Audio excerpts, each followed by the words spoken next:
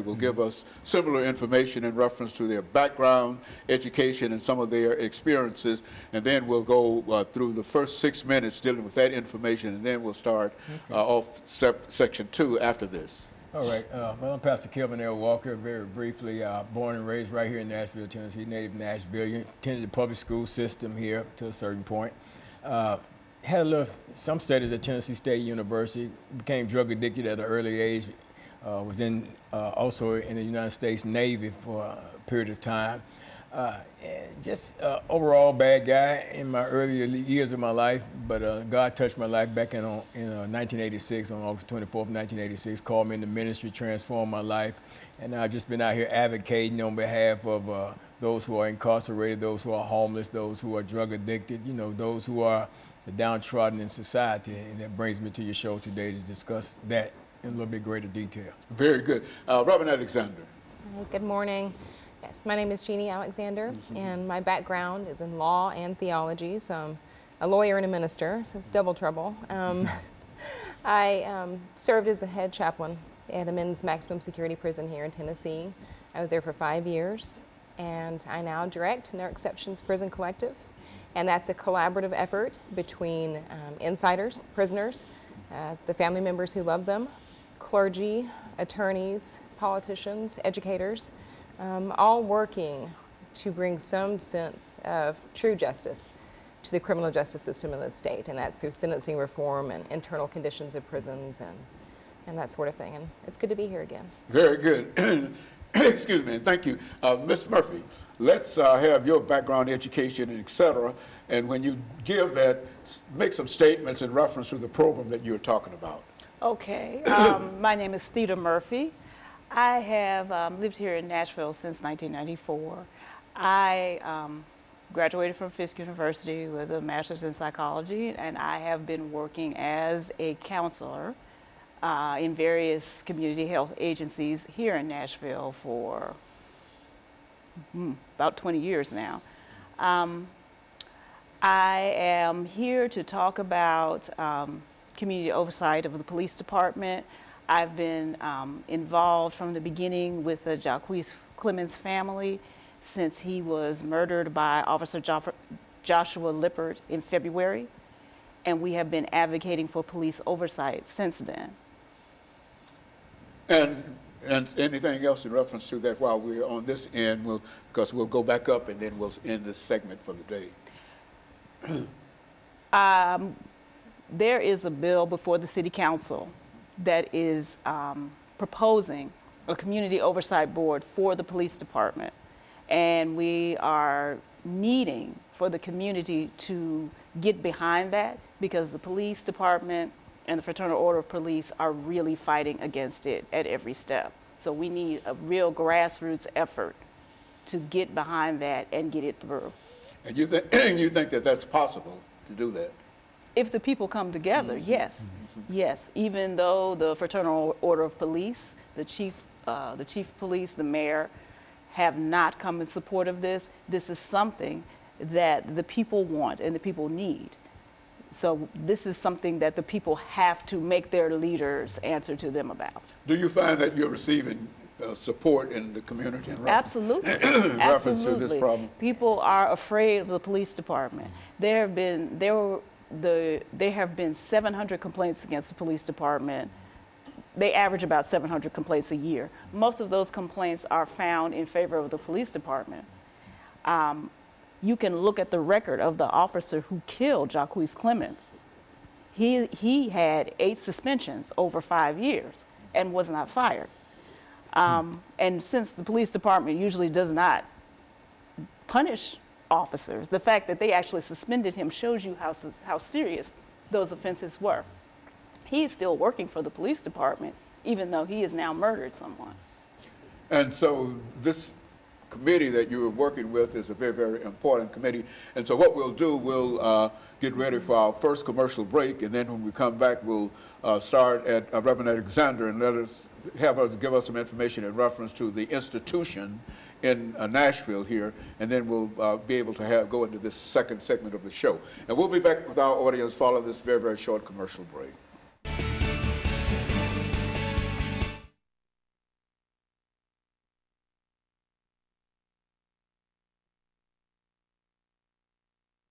Reverend Alexander, when we come back, we'll have, this will be our 8-minute segment, and we're going to start with you.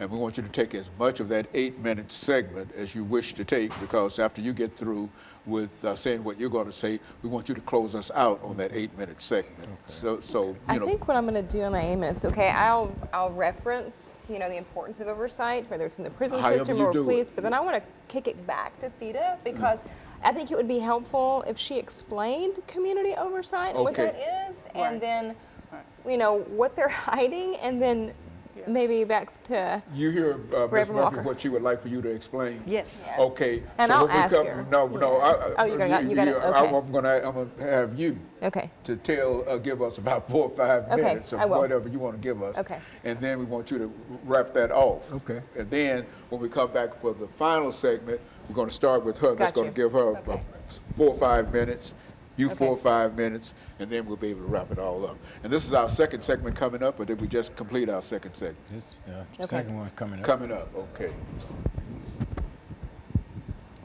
Yeah, so Y'all do all the talking. yeah, that's, you know, just Do all the talking. got all. Yeah, Pastor, we're glad to see you. Everything all right with you? Yeah, everything's going all right, Dr. Haney. Just getting ready for bring a little joy in these grandchildren. I know what that means. I know what that means. 8-year-old bugging me, boy. He's trying his best to get me to tell him what I got. He's trying his best to get me to tell him what I got. Oh, yeah, I can understand that. I can understand that. Yes, sir.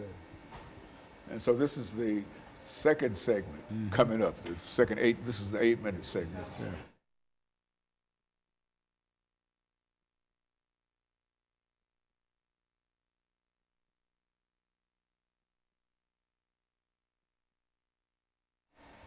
Thank you, and welcome back to the second segment of the show for today. We're talking to Pastor Walker, Reverend JAlexander, and Ms. Murphy in reference to the injustice of the criminal justice system in the state of Tennessee.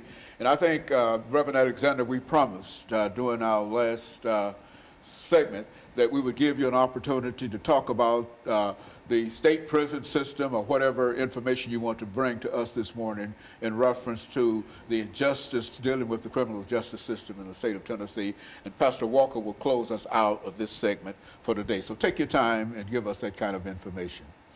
Sure. Well, I mean, I think what makes sense in this episode is to continue to talk about oversight and the need for oversight, because just like we have got to have independent oversight of our police force, because what we know is we cannot trust authority to exercise its own oversight. What we end up with are murders and cover-ups and deceptions and lies, and none of that is hyperbole, it's simply fact. And just as it's true from the police department, it's also true within the prison system. You know, so I know we've kind of talked about this before, but in 2012, under Governor Haslam, the Independent Oversight Committee for the Department of Correction was sunset, along with all other oversight committees. So for example, Department of Children's Services, TennCare, all these departments of government lost their independent oversight. What do you mean by sunset? Some of our So, audience. right, what I mean by sunset was a legislative action to basically dismantle and to end the work of those independent oversight committees. That's literally sunset. Literally sunsetted, right? So, you know what's interesting is that it's the comptroller who regularly conducts audits of all these committees and departments of government, and the comptroller consistently has said that there is an ongoing need for the Independent Oversight Committee over correction. Now, despite this, it was sunset. Now, what we've just seen happen in this state is on November the 14th of 2017, there was an audit of the Department of Correction that specifically focused on 2 private prisons, Trousdale and Whiteville.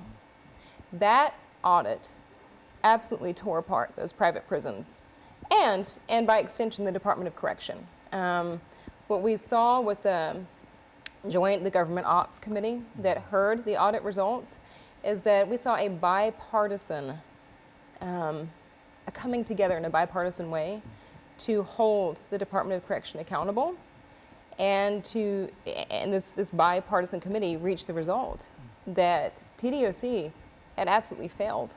There was a continuation of that sunset hearing on December the 12th, and during that time, we heard testimonies from family members, from former prisoners, and from guards that testified about everything from assaults and rapes in the prison to abuse to absolute medical neglect. And as a result, you know, we have been struggling. No Exceptions has been fighting to bring back independent oversight. This will be our 3rd year working on behalf of legislation to bring that back. And for the first time, I think politicians finally understand, right? After hearing and seeing the testimony that we've been trying to bring to them for years. And so there seems to be now a real bipartisan commitment for both Republicans and Democrats to bring that back. And so that's the oversight that we're fighting for. And that will be coming up in this legislative session. Okay, Reverend, let's look at, for the last part of this segment, let's look at some of the things that we're talking about when we talk about oversight and et cetera, and how you fit that into what we need to do as community leaders. And well, Dr. Haney, as you know, the police departments all across this country, they are acting, you know, in an unjust way in a lot of situations. You know, here it is. Years ago, 30-some odd years ago, I was a criminal. You know, I committed crimes. I was a hustler. I was out there in the streets. And if a police car got behind me, or if I seen a police car or something like that, I had every reason to, you know, to fear, you know, because I'm probably carrying a weapon or something. You know, I was probably wrong. They may have been looking for me or whatever. But 31 years separated from a criminal past, you know, and I should not have to have any apprehension when a police car gets behind me, knowing I haven't done anything, but just the fact that I'm an African-American male, and the way that these police are doing African-American males, it's a frightening thing. And when they're doing these things, then there's nobody watching over them to say, hold up, let's take a deeper look at this thing. But what's happening is the police are investigating, or supposedly investigating the police, and when that happens, nothing happens. So you need some kind of community or citizen oversight board or committee to check into this stuff, to look at them and hold them accountable for the things that they're doing, and not just them doing this stuff and then just get a free ride out the door and nobody other than the police department and their internal investigation handling this stuff. Like, yeah, one situation, the DA is handling it, investigating, the police department is handling it, investigating, and they're in conflict, they're fighting against each other because each one of them is trying to free this officer from the wrong that he did in this Jacquees Clemens situation. So, and that's what you're dealing with out here. So, you know, there's not a lot of freedom, you know, to move about the country, you know, without having that maybe not necessarily a fear, but to have that thought process going on in your mind that this guy stops me and I'm reaching for my driver's license, or the little flashlight that I wear around my neck when I'm on my way to work that's round, and he said, well, I thought I saw a gun, and he blows my brains out, and then he covers it up and lies and plants a firearm on me or something like that, you know. And there's no board, there's nobody that's looking at this thing and say, wait, let's look at the details of this. Look at this person's character, and let's look at the whole picture instead of that part, you know, because the first thing they'll say, well, he was a convicted felon. So what? Yeah, I am. I got convicted as a felon this year. And that, you know, 30 years excuse ago. me, that would justify everything. I mean, that's to throw dirt on the individual and then to likewise cover up for them, you know. Well, let me simply end this second segment by making a statement about what you said about apprehensions in reference to when the police get behind you. Now, I haven't committed a crime, I don't believe, a serious crime worthy of going to jail in a long time. Yeah. And now, even now, just the other day, when I was driving on the freeway and one got behind me and slowly drove behind me, all of those apprehensions that came up to you came up to me. Yeah. So it's something that's not only limited to people who've been involved with it, but that's the kind of situation that they've created for many people in the world in which we live. And so what we're going to do, we're going to end this second segment, and we'll be back with our audience following this very, very short commercial break.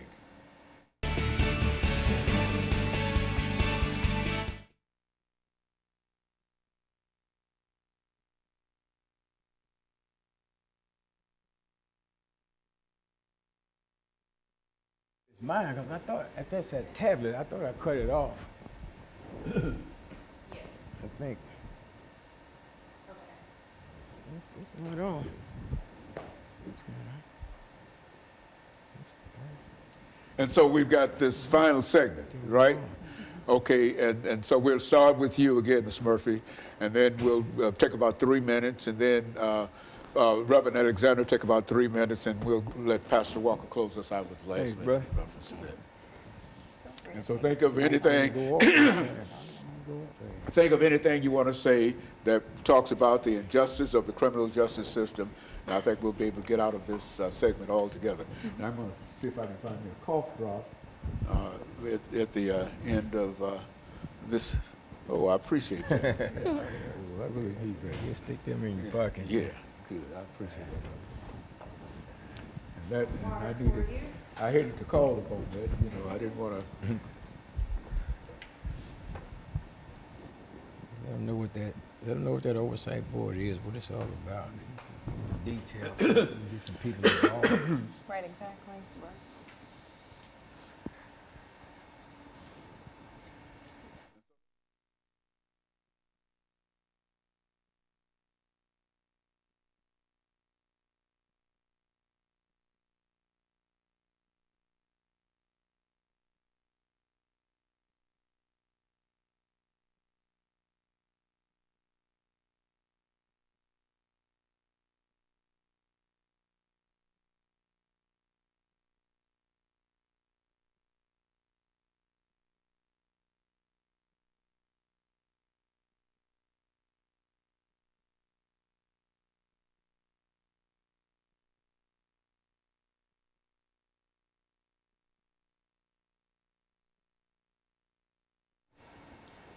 Thank you and welcome back to the final segment of the show for today.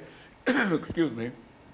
We're talking to Ms. Murphy, Reverend Alexander, and Pastor Walker in reference to the injustice of the criminal justice system in Tennessee. And so, Ms. Murphy, let's have you to take the last few minutes to talk about some of the things that you wanted to talk about today. All right, I want to spend some time talking about the Community Oversight Board because that is an issue that is before the council now, and we want people to know what the council is voting for. So the legislation is proposing a board composed of 11 people, 7 of whom will be picked from the community, 2 from the council, 2 from the mayor's office. This board will be totally independently funded. It will have its own staff, so that it can do its own investigations. Each member of the board will be approved through a council, through the city council, through a process that will be established. It is important that a community oversight board be fully funded. It is important that it has independent funding. It is important that it be fully staffed so that it can hold the police department accountable. There will be no members of the police department on the board. The police has no say in who will be on the board, and that is very important. The bill, as it is written, will allow for the findings of the board when they do their investigations to be binding on the police department. The police department cannot ignore what the board says. As that bill is written, the police department will have to go by the recommendations of the board. So as we've written the bill, the board is very powerful. And those are the things that make a powerful board. Independent funding, full staffing, and making their recommendations binding. So we have a good bill before the council. It has met unprecedented resistance. They tried to stop it from even going through first reading, which never happens for a bill. We are having to get together some additional people to look at it, and we're being forced to have to bring the Fraternal Order of Police to the table when from the beginning they have said they do not want a community oversight board. And yet there are certain city council members, there is the mayor's office who are forcing us to have to include the Fraternal Order of Police, who is openly hostile to the idea of any type of police reform in this process, and it's delaying the bill going forward. So we need for people to call the mayor's office, and we need for people to call their city council representative so that they will know that there is community, the community wants the police department reformed.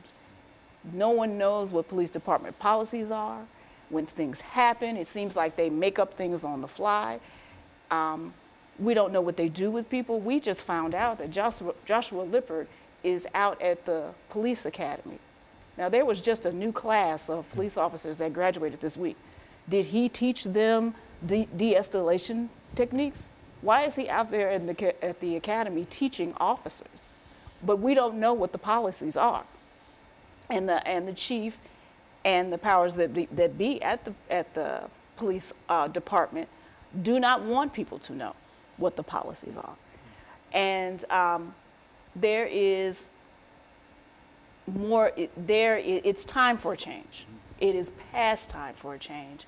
And I know that there are people in the communities that are affected are too afraid to speak up. If they are living in public housing, they face eviction if they speak up, because MDHA has a contract, a security contract with the police department where they pay the police department to provide security, which is something that I did not know, and which doesn't seem to make sense to me. Why are they getting extra money to do something that they're already supposed to be doing?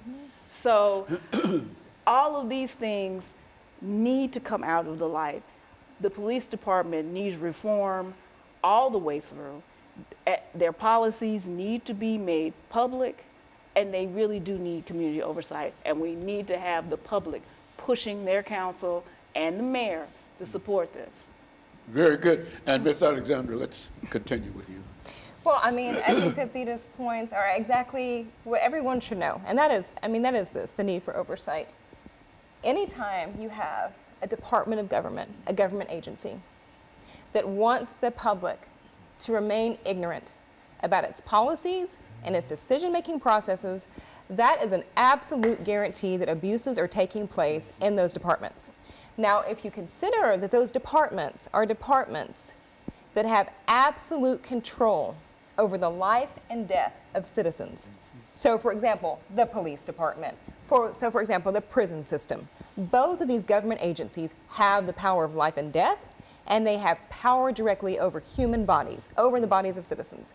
Now, when those agencies fight to keep information withheld from the public and from government actors, that is an absolute indication that there are abuses taking place, and we should demand independent oversight of those agencies especially. And if the General Assembly and if the City Council and if the mayor continue to shield these agencies from oversight, then the General Assembly, then the mayor, then City Council are all complicit in the abuses that are taking place, and it lands on them.